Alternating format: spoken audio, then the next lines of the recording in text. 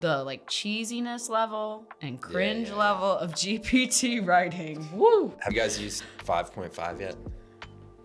I kind of abandoned her entirely. Yeah. Yeah, I've actually completely abandoned it.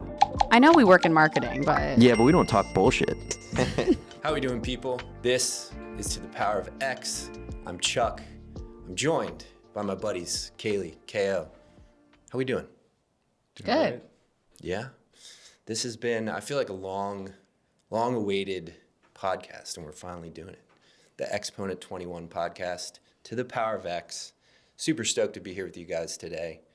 Excited to talk some AI tools.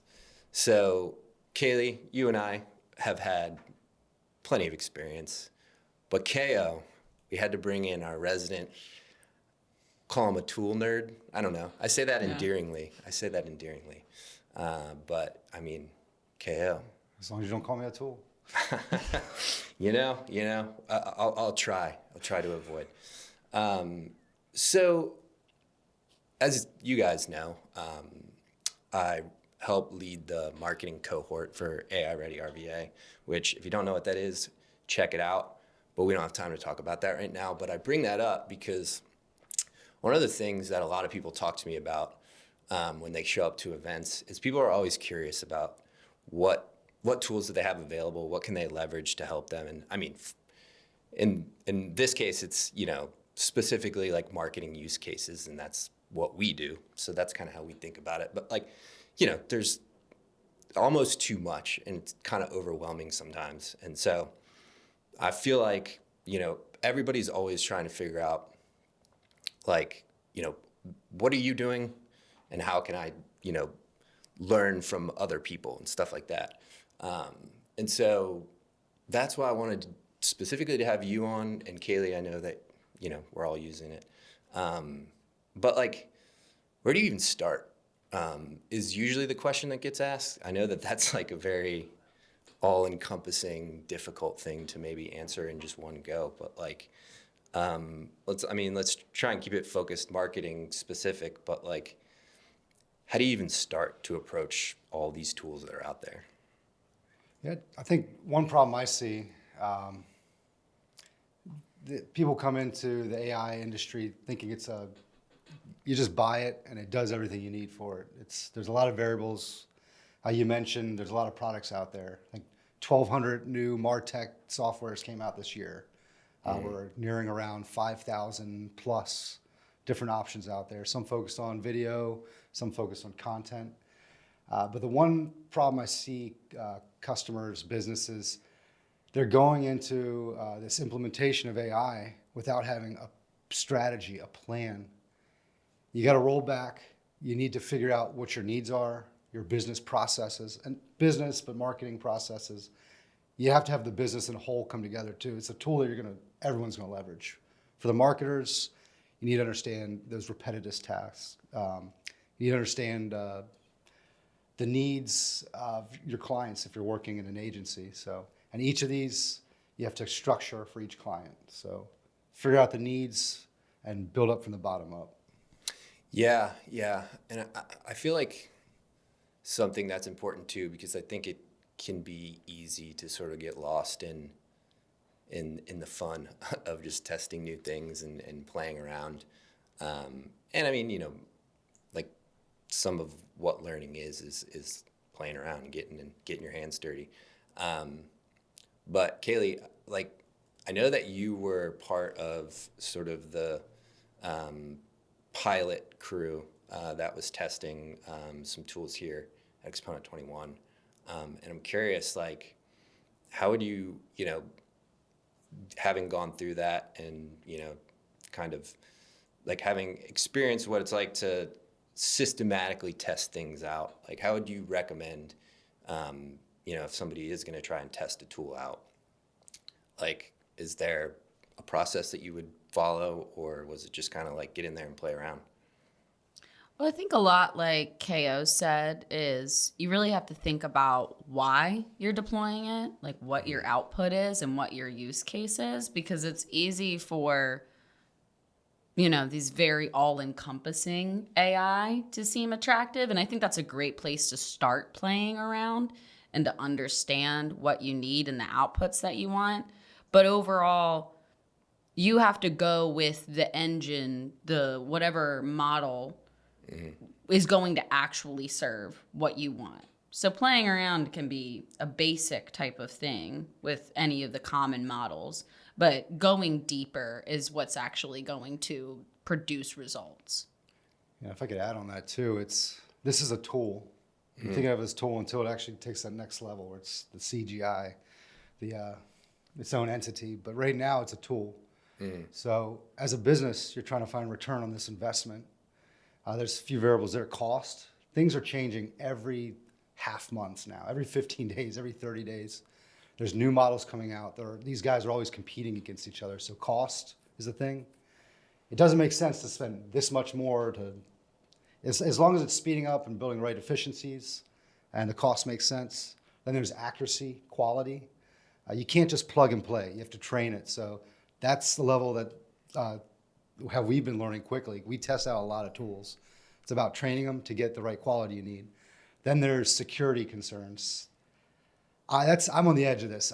They say it's safe. You got your own private little networks. I don't know what they're doing in the back end, but security is a big thing too, because you may pay all this money and then it may get stolen from you from a competitor or the tool you're using itself. Yeah, and I think that probably applies more to some of the more complex tools, especially once we start to get in talking about agents and things like that. But let's not scare the people away too much. And so let's kind of pull it back a little bit. And there's a lot of, like I said, complex tools that are going to do a lot of things for you and create a lot of efficiencies. But just if I'm a marketer who is looking to save 2 hours a week, we'll start easy. I know you could probably do more than that. So in your opinion, if you guys had to pick one thing that everybody should be doing, what would you guys pick? I think that one thing that we can all agree on is that it's a computer. Yeah. AI comes off of computers. And I think that why not make the computer more efficient? Many of us don't want to go through a bunch of spreadsheets. That's not why we have passion for our work. But we certainly know that spreadsheet data empowers the work that we're doing. So I think that's something that everybody could be doing, marketing or not, is kind of consolidating data and then making sure too that with the model that you're using and with your approach, take a look at that spreadsheet yourself. Make sure that that's what's actually adding up in there, but then see how AI can kind of help you translate that and reframe it. And for me, that's just making the computer more effective and the computer making me more effective at translating data points. Yeah, I couldn't agree with Kayleigh more. It's for instance, say you have 10,000 keywords, different clusters, and you want to categorize. That's a simple click. That could save you over 10, 15 hours just by categorizing your keywords. Performance analytics. So connecting your tools with Google Analytics, HubSpot, your CRM, Google Console. That's how you're going to pull in. You can analyze that performance with the click of a button. So you would train it. I know you don't want to go too deep, but that's why we're here to help. So KO and I are good guests to have on this because you're very advanced with your usage. And I feel like I'm definitely still in the playing around, seeing what works. And you've gone a lot more into agentic, whereas I'm often explaining to people what the difference between generative and agentic is, Okay, well then, Kayleigh, I'm going to lean on you to translate what KO says when he gets too crazy. And keep in perspective, too, from a global perspective, it's only 2%, 3% of the world that's using this technology at that level. You think I'm using it from a technical point, but there's people out there using it way more advanced. And it comes down to money, computing power. We're not going to worry about that. There's other ways to build efficiencies on the marketing side. So. Yeah. Well, so before we move on from talking about specific tools and specific use cases, have you guys heard of Wispr Flow? It's like the voice LLM. Yeah, and there's no E, like WISPR, I think. Because E is never cool. It's never cool. Okay. You can't spell a word properly and expect to be cool. That's just Yeah. not how it works. But anyways, I recently found it, and it's simple. You just like, you can hold a button down on your computer and talk out loud. And apparently Whisper too is why it's called Wispr Flow. Like if you're in like a, I don't know, library or something. Anyways, I haven't tried that, but you just like can talk out loud. So whether it's you're responding to an email or, I mean, what I use it a lot for is like prompting and stuff like that, because I can explain what I need a lot easier than it takes, or you know, it saves me more time from like typing it out. And not only will it just record what you're saying, but it'll kind of fix what you're saying. So the removes that language, and then it will also sort of like break it out very clearly. So like I said, for prompting, it's particularly helpful because you can just say what you need and then it will translate that into prompt language. But even like, you know, like emails and Slack messages, things like that.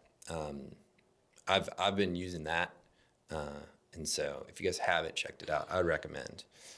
It's very, very cool, and I know a lot of us spend a lot of time emails. I know you, Kayleigh, Yeah. specifically, and you know, for me, I've run into this challenge a lot as a marketer. Oftentimes, you're emailing with clients, and the clients have a pretty baseline knowledge of a lot of the things that we're doing. And so I found myself spending so much time being like, how do I say that? Like, I know what I want to say, but how do I translate that to somebody so that they understand it? So that for me has been like huge time saver to just talk and answer the question like I would and have it. I don't want to say dumb it down, but you know what I mean. I mean, for me, it's like great with bullet points too, because a lot of times too, when I'm working with clients, it's kind of getting a lot of like the access things set up. So we're talking about a bunch of different complicated platforms, and I know what I need from them, but to break it down in bullet points or 1, 2, 3, 4, here's what I need you to do. When that seems much more complicated when I write it in the email myself. Yeah, totally. So I want to keep rolling here. I want to talk a little bit about Claude Cowork versus Claude Code. So I got a text from my cousin the other day, and said, how do I use Claude Code? And I'm like, well, how much, you know, I don't know how What to do you even, want to do, what cuz? yeah, like, what do you want? So I bring that up just to make the point that I feel like there's a lot of people out there that know about it, and they know people rave about it. They know people are doing cool stuff with it, but that's about all they know. And so they're just interested about what is it? What do I even do with it? And so I feel like a good place to start, and I'm going to go to UKO since, like I said, resident Claude nerd over here. Claude Code, Claude Cowork. Can you talk a little bit about what exactly the difference is? Yeah, and just clarifier too. Claude's new to everyone. We're talking about 2 years plus. Claude Cowork came out in January 2026, right? If I may be incorrect.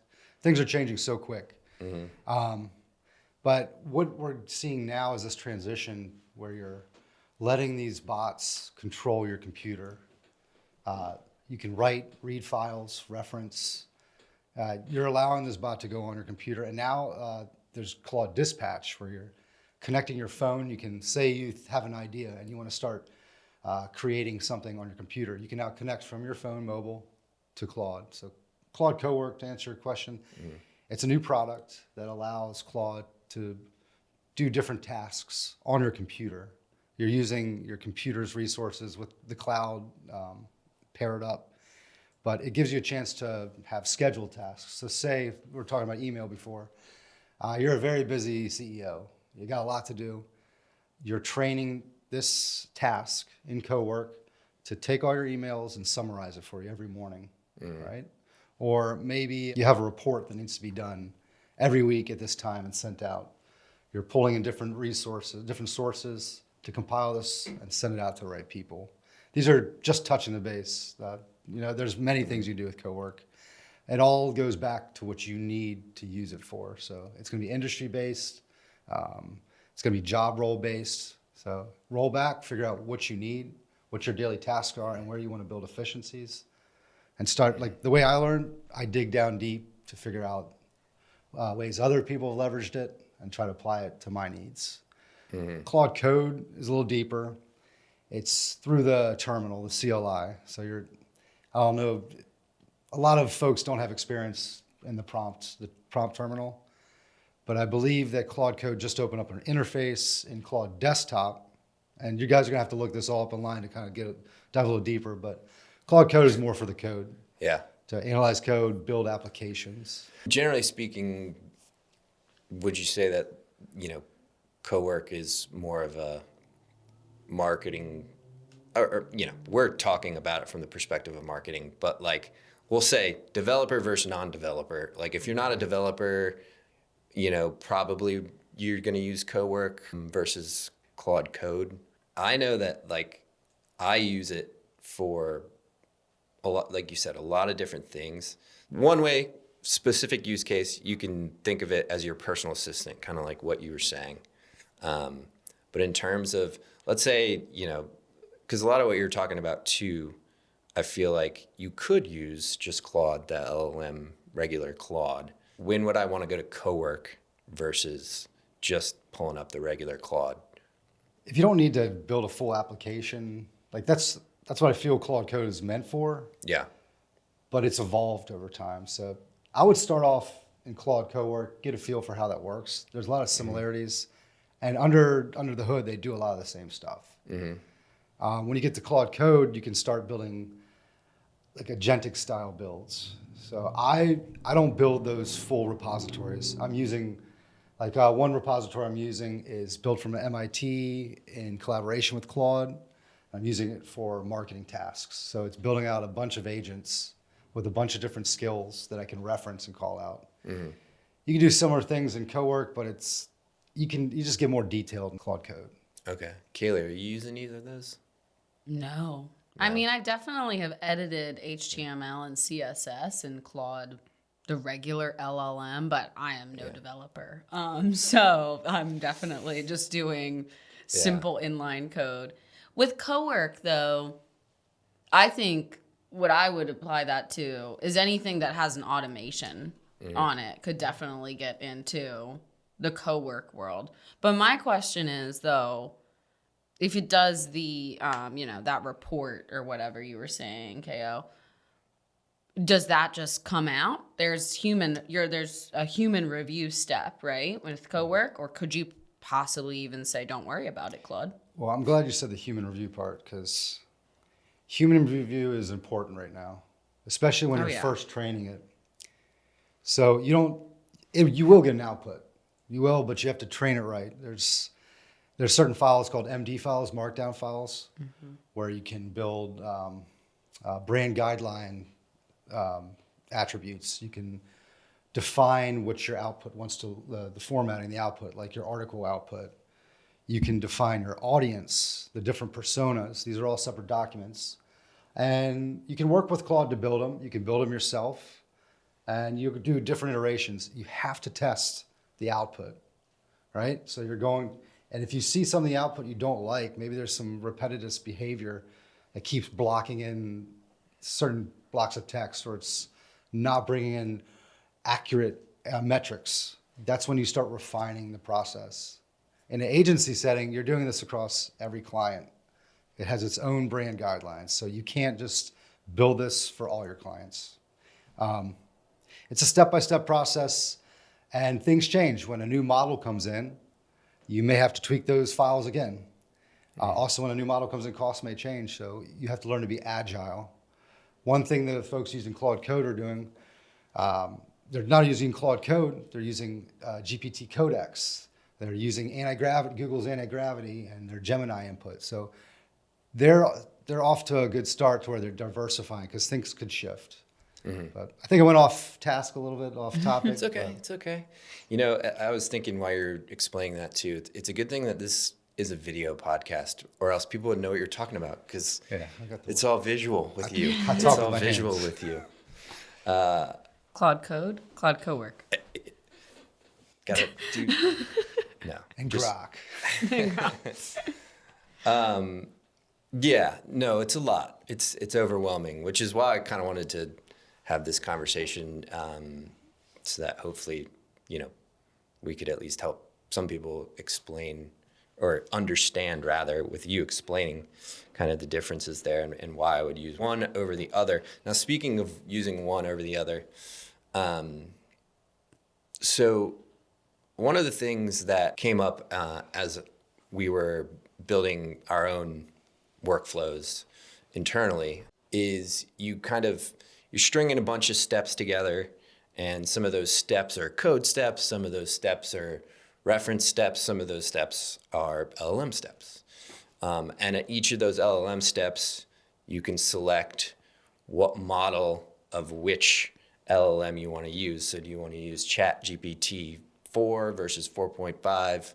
I can select Claude, Opus versus Sonnet, and so does it matter? Because that was what I found challenging, was knowing when to pull in which model of which LLM. And I mean, there's just a lot out there, as we've said about 1,000 times already on this podcast. What do you think? It does matter. And like I said, you have to be agile. So you have to be ready to shift position. What happened 6 months ago, we may have found that ChatGPT was better for doing research, and Sonnet, Claude's models, was better for writing content. But there's also the cost as well. So if you keep running the highest model for everything, you may be spending more than you actually need. So it's adjustments between the output and the cost to find a return. So it does matter. And you always got to keep up to date because those models are always battling each other. They're not friends. They're not friends at all. Yeah. And once they come out with something over here, they're going to come follow suit. And they do it in a fraction of a second. They're smart enough to know which models are the best use case for us, but they don't tell us that. So we figure it out yourself. Yeah. Why not? What about you, Kayleigh? I feel like you've been telling me that Claude has changed your life. Claude has been much better in the human speak of it all. I think it's just a more successful LLM in so many ways because of how they built themselves out and how Sonnet works. I did turn on, I'm forgetting the name of the more advanced model. I turned that on, Opus, with the more advanced research, right? I think they just came out 4.6. I turned that on the other day, and I went over to my settings tab, and my usage was crazy. And I was like, I don't know if my output was that much different, actually. Yeah. So that's something that I'm definitely playing with. But I remember, this was a minute ago when chat went to 5.2. Mm-hmm. Oh my gosh, the quality of the writing just really went down. And that was for me when I was like, this is not a one size fits all. I definitely noticed the differences in them before in the different LLMs, but that particular update for me was when I was like, oh gosh, this really matters. And then y'all talking about all the workflow play in the meantime, and I was like, this is complicated. Yeah, I feel that's a common refrain that I hear is if you're creating content for, your blog or whatever, Claude seems to just have a finger on the pulse better than ChatGPT, where ChatGPT seems like it's maybe a little bit more analytical, research based. I think chat just also wants to like have these big punchy mic drops, and it's not like Claude doesn't still do the same like. It's not this, it's that. Yeah, it has some of those same real world, real smiles, real people. Like, okay. Yeah. They all do that because I think they're not friends, but they inadvertently learn from each other. So it's definitely still not foolproof, but the like cheesiness level and cringe level of GPT writing, woo. Have you guys used 5.5 yet? I kind of abandoned her entirely. Yeah. Yeah, I've actually completely abandoned it. I haven't either since we've made the switch at Exponent 21 to Claude. I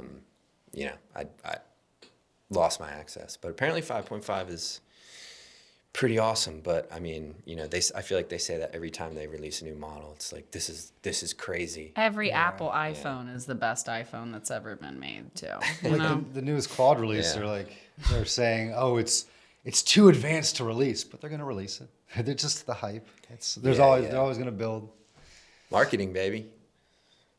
Got to build that hype. But yeah, that was funny when they were like, I don't know if we can release this to the public. Yeah. It's going to end the That's world. PR. There's no way a $1 billion company is going to accidentally release their code base with all of these. Oh, that was so weird. That's marketing ploy. I know, man. I'm still on Twitter. I'm parked there, and I X, the everything app. the X, the everything, the everybody making a long form post about whatever Claude skill they just built, and I'm just watching. Yeah, man. So let's kind of start to bring this thing to a close.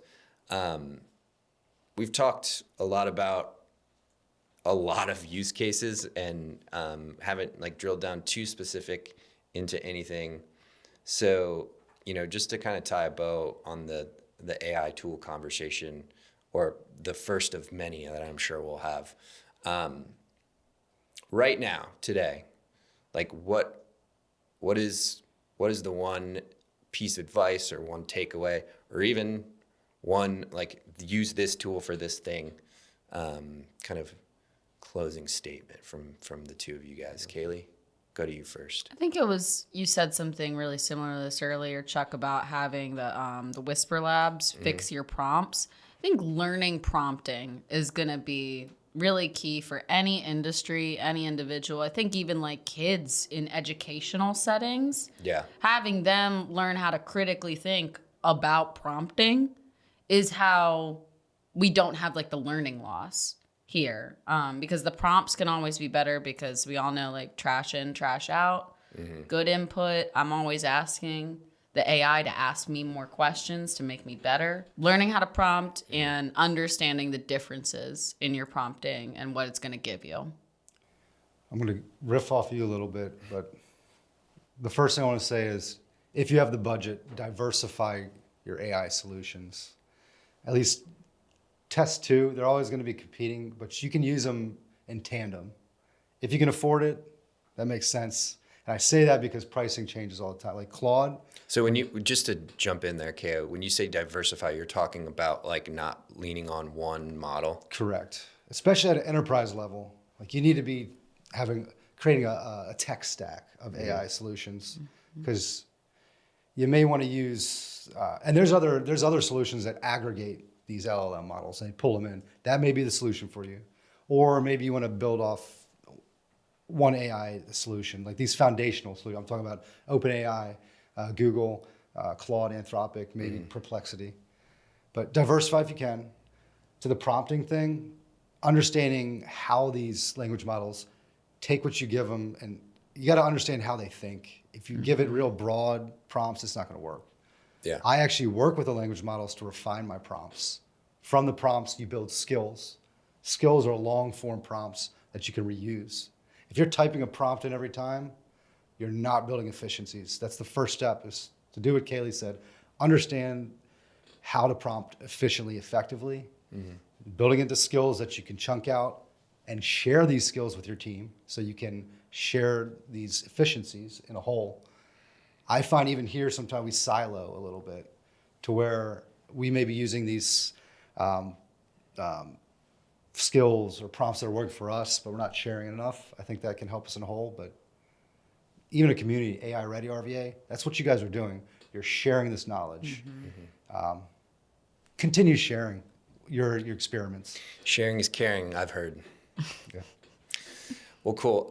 So before we get out of here, I want to talk a little bit about next time, whenever KO will be so generous to grace us with his presence. We've talked pretty broadly about just how do you start, where do you start, what are some things to think about as you're thinking about your AI tool stack. I'm hoping we can start to test some new stuff out so that next time we can give the people what they want, which is, some hands-on maybe screen recordings, or we can figure it out. But is there a tool, because, I feel like every time you come into the office, you're always like, you found the new one that I have never heard of before. And so that's why I'm turning to you on this one. But what tool should we test out for next time? I mean, the foundational LLMs is what I like to stick with. All those 5,000 MarTech tools are wrappers using these APIs underneath. Yeah. If you understand how to leverage out the foundational, Yeah. you don't have to build all this fancy interface if you're fine with that. But just being set with at least 2 of those foundational guys, they may get gobbled up later down the road, but then you go with this guy and pick up a new guy. So learn how to make your own stuff is what you're saying. If you can, if you have the resources, yeah. Cool. Well, I know we are building a lot of cool things here at Exponent 21, so maybe we'll unveil something a little special for you guys next time. But let's leave it there. Appreciate you guys. Thanks for hanging out. Yeah.